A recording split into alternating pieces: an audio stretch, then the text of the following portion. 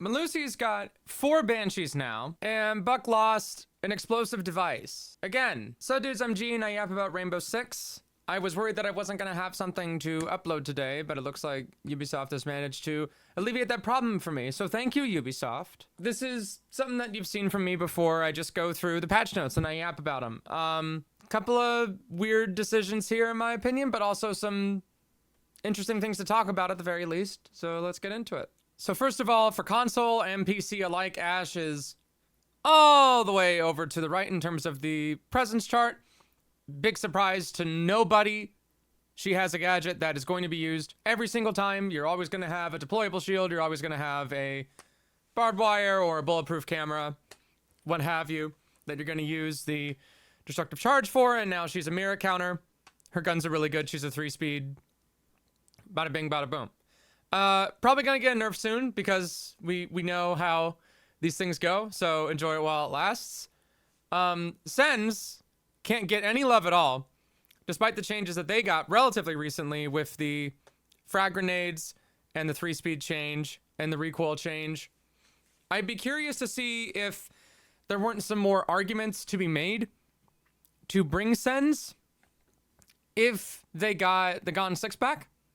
But I think that if they get a frag grenade and a Gon 6 combo, that's going to be too much. So it seems like Ubisoft, as usual, is kind of pivoting towards this idea of not having super versatile characters. We're going to get to another example of that further on. But as you can see, most of the clustering seems to be with characters that will be plug and play with different kind of utility options. So your standard like support entry frag is going to be over here, and then some of your niche picks are over here. Honestly, in terms of variation for attackers, I would say that this is pretty solid. Even though this end of the bell curve is a lot more roam clear heavy and a lot more aggressive in terms of the gunfighting department. I'm gonna keep it a buck. I don't like the heat. Anytime the summer rolls around, the AC in my car and my house stays on. You guys want to scare a European? Boo! But it's not just the temperature of the room. It also has to do with the clothes on your body and how you retain or wick moisture. But those are actually really nice to have in the summer. MeUndies is here to rescue you from the summer swelt with their micromodal fabric that is breathable and comfortable all at the same time. And they are stylish as well. Oh yeah, I know you like it. If your butt shape is what AZ would describe as rather unique, that's okay. MeUndies has a perfectly calibrated butt shape design for everybody. 10 different styles ranging from boxer briefs to jock straps. That's, you know, that's what you're into. With a breathable, stretchy fabric. MeUndies use moisture wicking and anti-odor technology, which you guys are Siege players, so you definitely need the latter. I've been to several LAN events.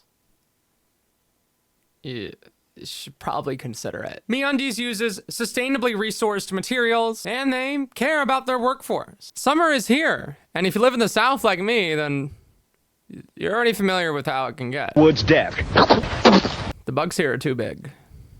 They're too big. Get 20% off of your first order, plus free shipping, by going to MeUndies.com/GGE. And thanks to MeUndies for sponsoring this video.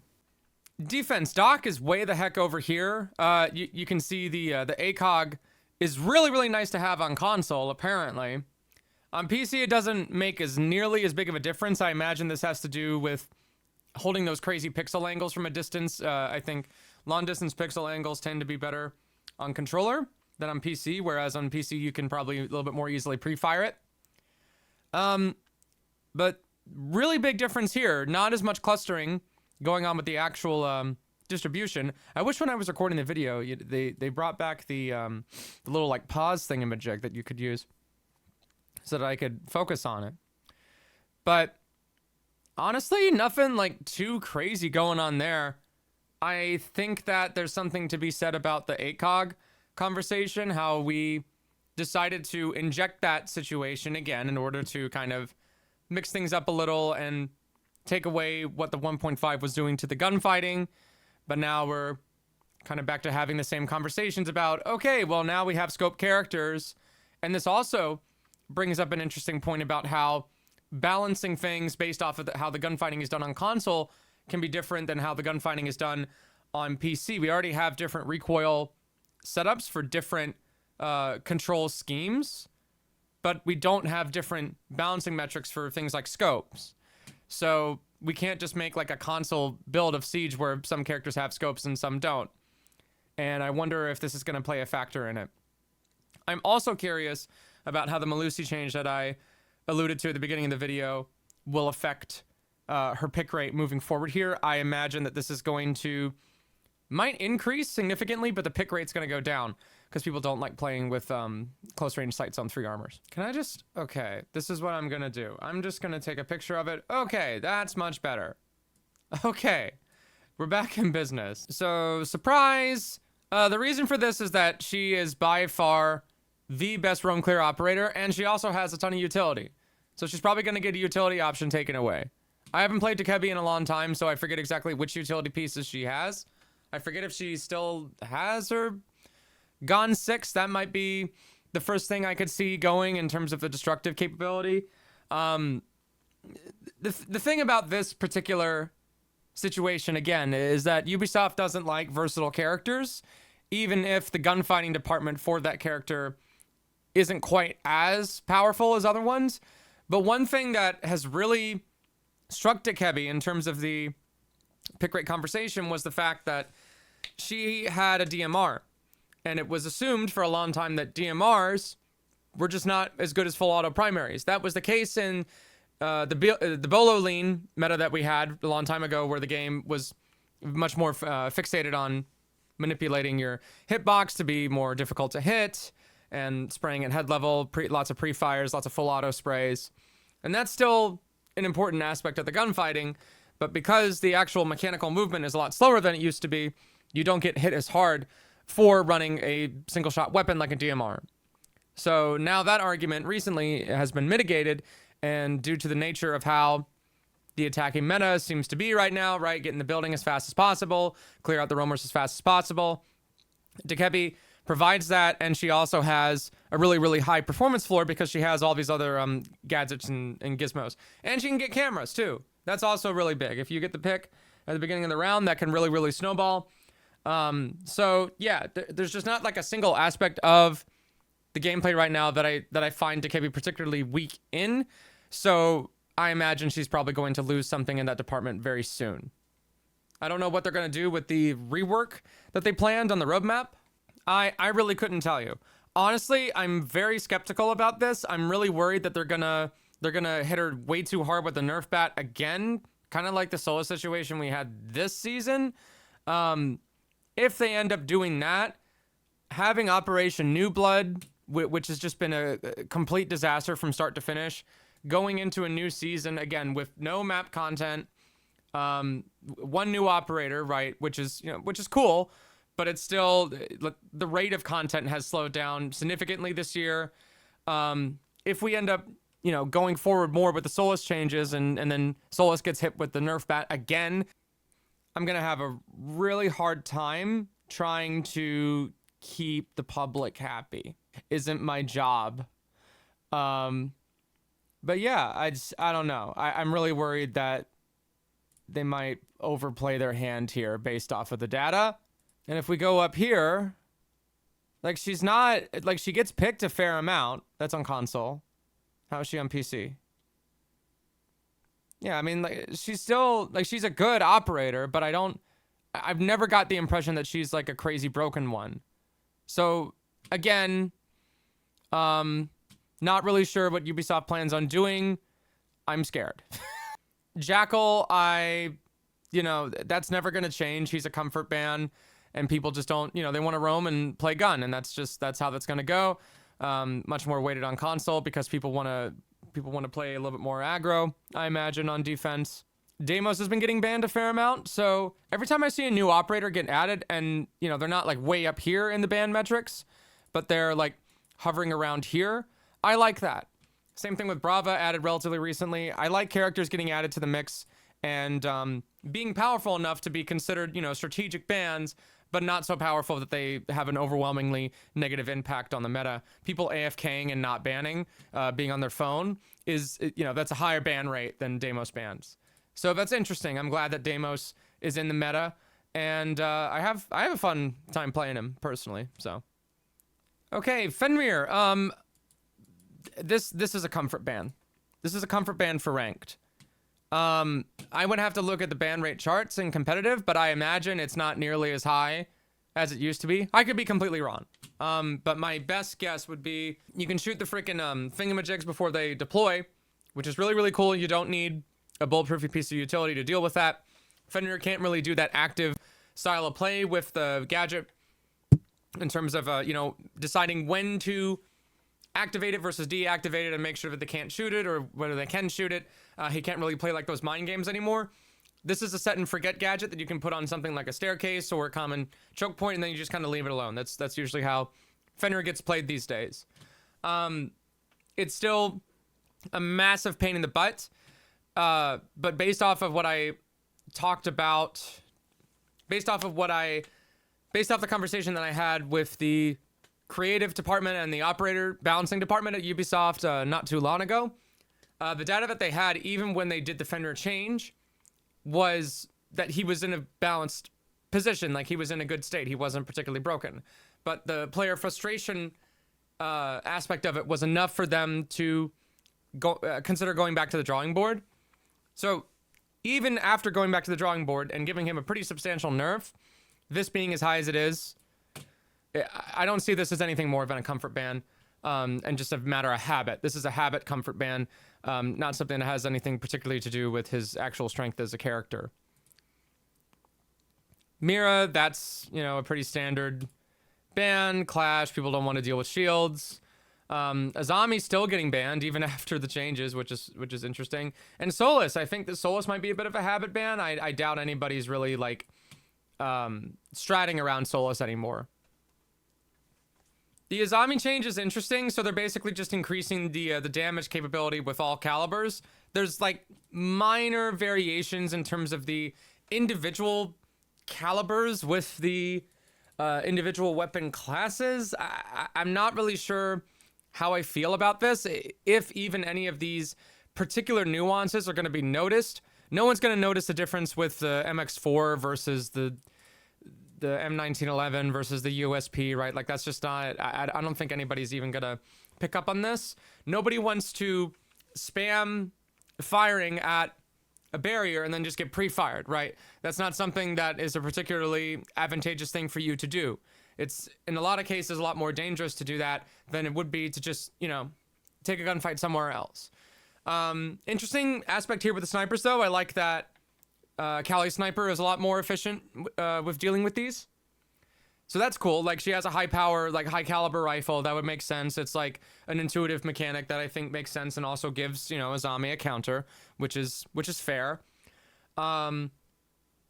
Yeah, I'm really curious to see what they do here. I don't know how much of an impact this is going to have. I don't think people are going to continue spamming at the Kiba barriers. It's just a really dangerous thing to do 90% of the time in terms of the gunfighting department. And, we'll see. We'll see. But I think Azami is going to be relatively fine. All right, now we're in the meat and potatoes.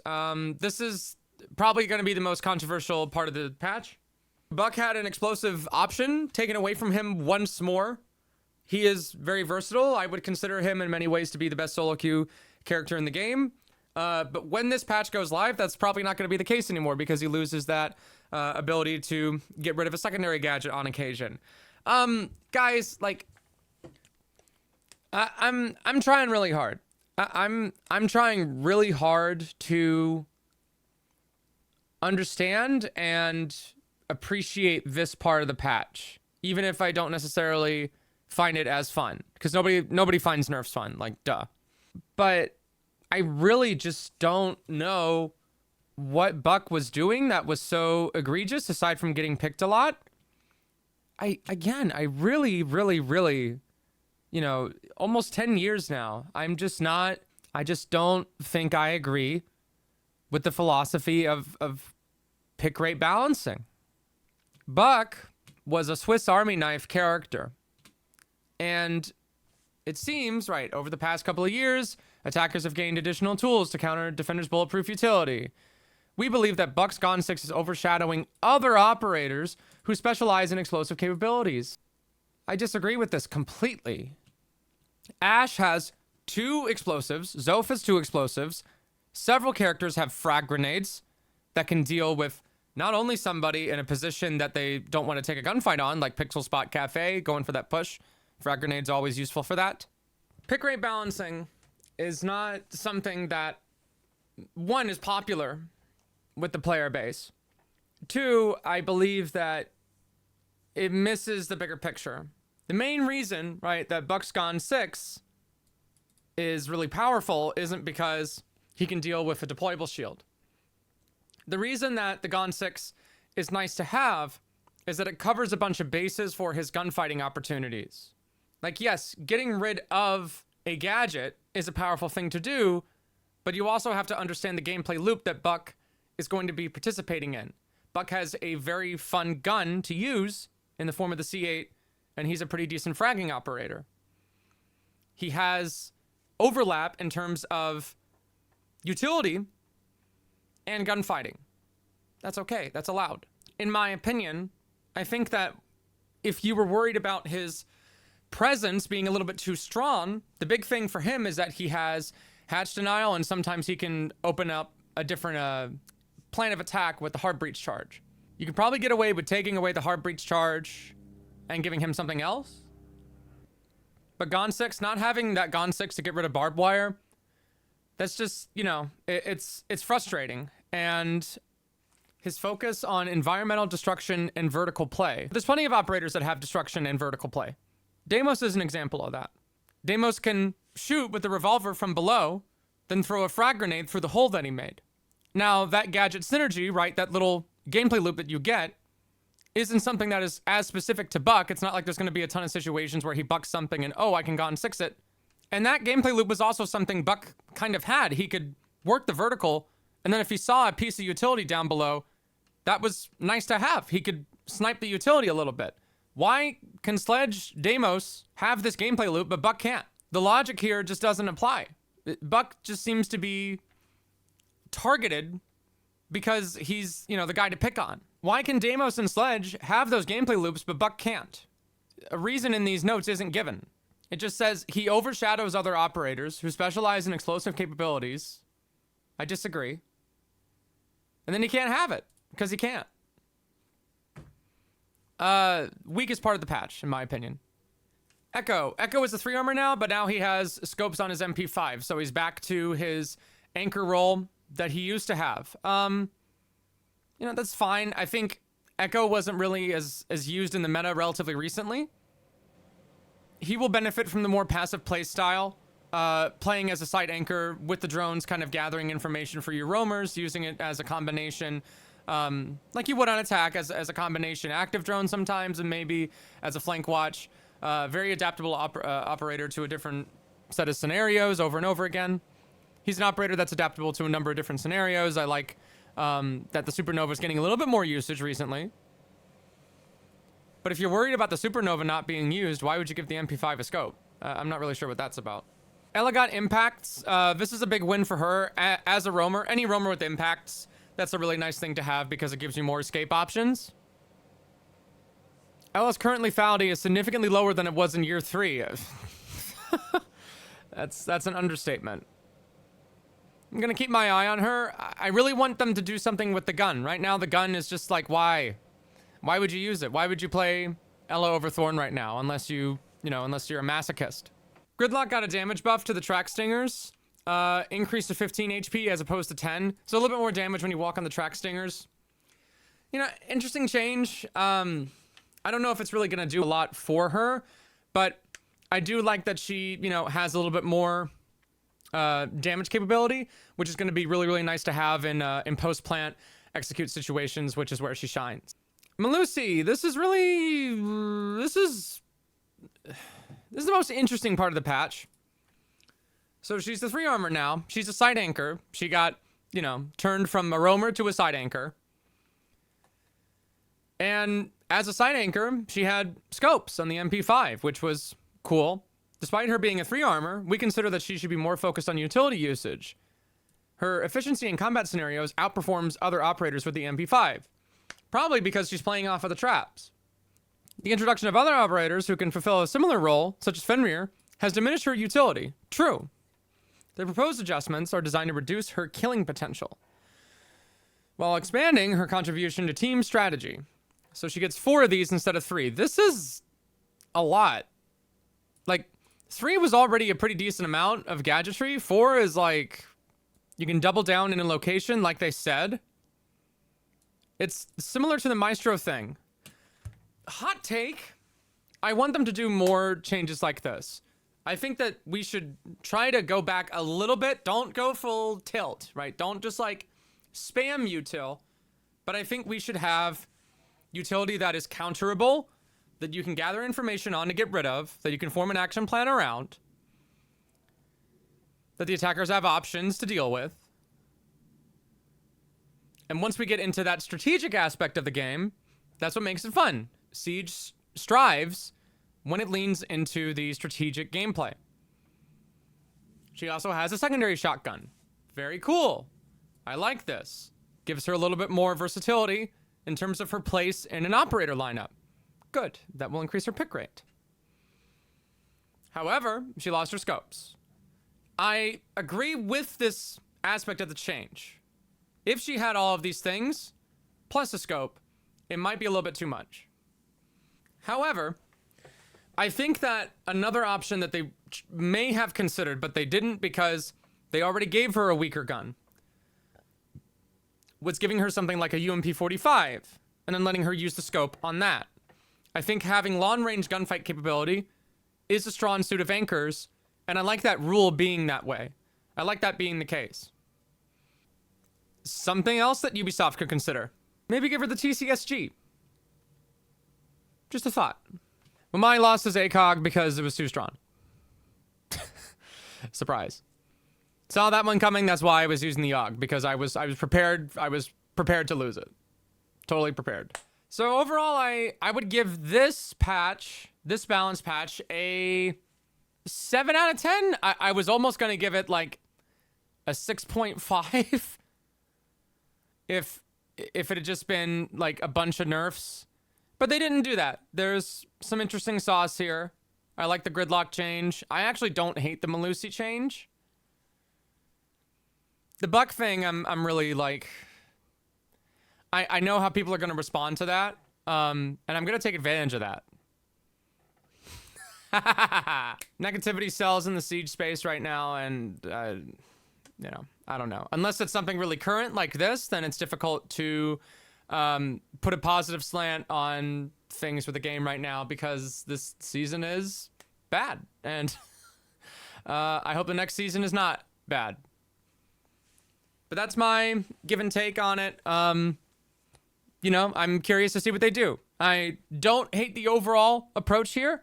I'm not a big fan of the buck thing with the pick rate balancing, or, you know, we can't have versatile operators philosophy. Just don't go too hard. That's the only thing, you know, if I could talk to Ubisoft, that's the only thing that I would say. Don't go too hard in the paint on, oh my gosh, see, look, this operator, they have all these things. You know, they start like breathing heavily and getting really nervous. Just like chill out.